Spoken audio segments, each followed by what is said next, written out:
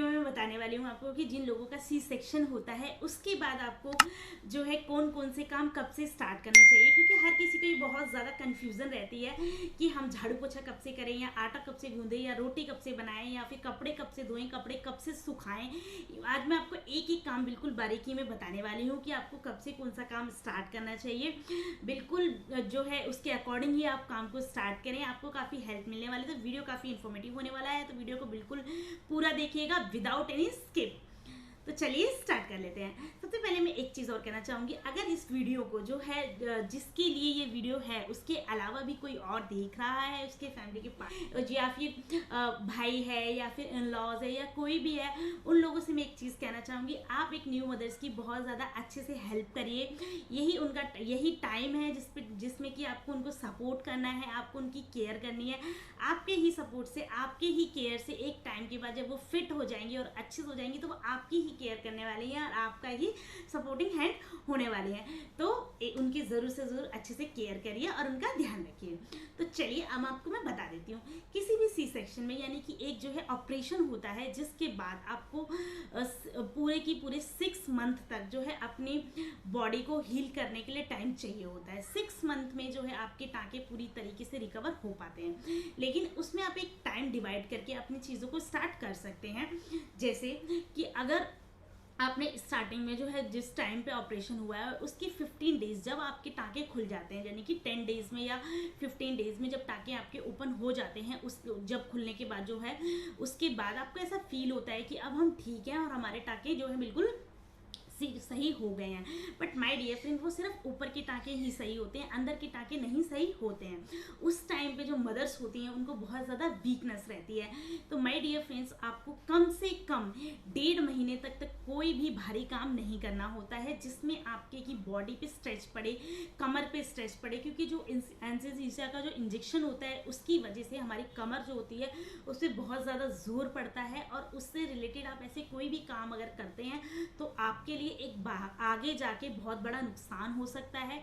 और अगर टाँके एक बार हिल जाते हैं तो उसके बाद तो आपकी इमीडिएटली बहुत ज़्यादा प्रॉब्लम हो सकती है। तो माय डियर फ्रेंड, आपको क्या करना है, जैसे ही आपके टाँके खुल जाते हैं 10 to 15 डेज बाद आप जो है हल्का 15 डेज तक तो माय डियर फ्रेंड आपको बिल्कुल रेस्ट करना चाहिए, कंप्लीटली रेस्ट करना चाहिए, जिसमें कि आप हल्का फुल्का चल के उठ के इधर से उधर जा सकते हैं। उसके अलावा आपको कोई काम नहीं करना चाहिए।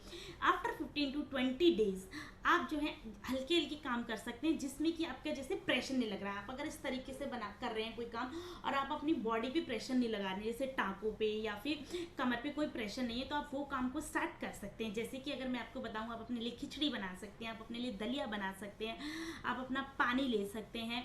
तो इस तरीके के कोई भी जो हल्के फुल्के काम है वो आप स्टार्ट कर सकते हैं। बहुत ज़्यादा आप हैवी काम स्टार्ट नहीं कर सकते हैं 15 से 20 डेज के बाद, 15 to 20 डेज तक।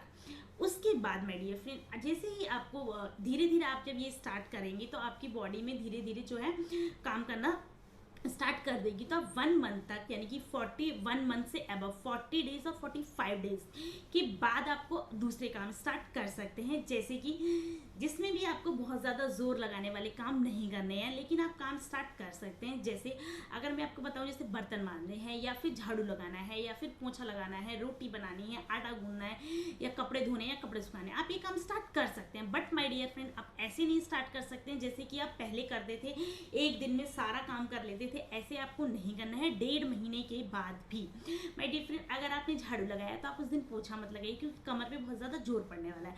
अगर आप कपड़े धो रहे हैं तो कपड़े आप कम क्वांटिटी में एक दिन में धोइए, बहुत ज़्यादा मत धोइए, क्योंकि धोएंगे उसके बाद आप सुखाएंगे भी, तो आपको बहुत ज़्यादा कपड़े नहीं देने, बहुत ज़्यादा हैवी कपड़े नहीं धोने हैं। जैसे बेडशीट हो गई, या फिर कर्टेन्स हो गए, या फिर कोई भी सोफ़ा कवर्स वगैरह हो गए, ये काफ़ी हैवी कपड़े होते हैं जिनको कि आपको निचोड़ने में काफ़ी ताकत लगानी पड़ती है।